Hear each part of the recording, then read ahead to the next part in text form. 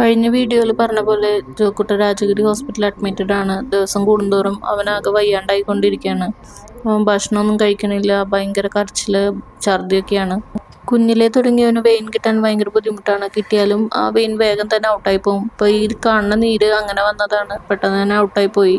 ഇത് ജോക്കുട്ടൻ്റെ അമ്മാമ്മയാണ്, എൻ്റെ ഹസ്ബൻഡിൻ്റെ അമ്മയാണ്.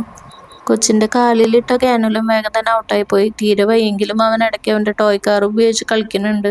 അവൻ ഭക്ഷണമൊന്നും കഴിക്കണില്ല, ട്രിപ്പ് ഇടാനാണെങ്കിൽ പറ്റണില്ല, ആകെ വയ്യ അവന്. ഹോസ്പിറ്റലിൽ അഡ്മിറ്റായി 3 ദിവസം കഴിഞ്ഞിട്ടും അവൻ്റെ കാര്യത്തിലൊരു മാറ്റമില്ല. അവൻ്റെ ബ്ലഡ് ടെസ്റ്റിലോ വയറിൻ്റെ സ്കാനിലൊന്നും വേറെ കുഴപ്പങ്ങളൊന്നും ഇല്ലാത്ത കാരണം കൊണ്ട് ജോക്കുട്ടൻ്റെ ബ്രെയിനിൻ്റെ ഒരു MRI എടുക്കാമെന്ന് അവർ പറഞ്ഞു. 2025 ഏപ്രിൽ 3-10 ജോക്കുട്ടന് 2 ബ്രെയിൻ സർജറീസ് കഴിഞ്ഞായിരുന്നു. ഡിസ്ചാർജ് ആവുന്നതിന് തൊട്ട് മുന്നേ എടുത്ത CT സ്കാനിൽ അവൻ്റെ ബ്രെയിനിൽ ചെറിയ വെള്ളക്കെട്ടുണ്ടായിരുന്നു. സോ ഒന്നും കൂടി MRI എടുത്ത് നോക്കാമെന്ന് പറഞ്ഞു. MRI ചെയ്തതിൽ ബ്രെയിനിൽ ഫ്ലൂയിഡ് കൂടുതലായിട്ട് കണ്ടു. സോ സർജറി അല്ലാണ്ട് വേറൊരു ഓപ്ഷൻ ഇല്ലയെന്ന് ഡോക്ടേഴ്സ് നിർദ്ദേശിച്ചുകൊണ്ട് ഞങ്ങൾ സർജറിക്ക് സമ്മതിച്ചു. അപ്പോൾ ജോക്കുട്ടനെ തലയൊക്കെ ഷേവ് ചെയ്തുകൊണ്ടിരിക്കെ ജോക്കുട്ടന് ഫിറ്റ്സ് വന്നു. അത് കാരണം കൊണ്ട് അവനെ പെട്ടെന്ന് തന്നെ PICയിലേക്ക് ഷിഫ്റ്റ് ചെയ്തു.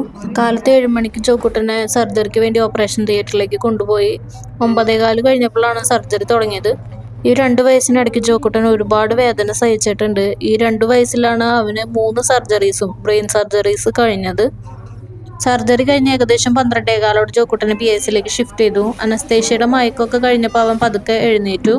കൊച്ചിൻ്റെ ബ്രെയിനിൽ നിന്ന് വയറ്റിലേക്ക് സ്കിന്നിൻ്റെ ഉള്ളിൽ കൂടെ ഒരു ട്യൂബാണ് ഇട്ടേക്കണത്. ഈ ട്യൂബ് വഴിയാണ് ഇനി ആ ഫ്ലൂയിഡ് വയറിലേക്ക് വന്ന് അബ്സോർബ് ആവുക. VP ഷണ്ടാണ് സർജറി ചെയ്തത്.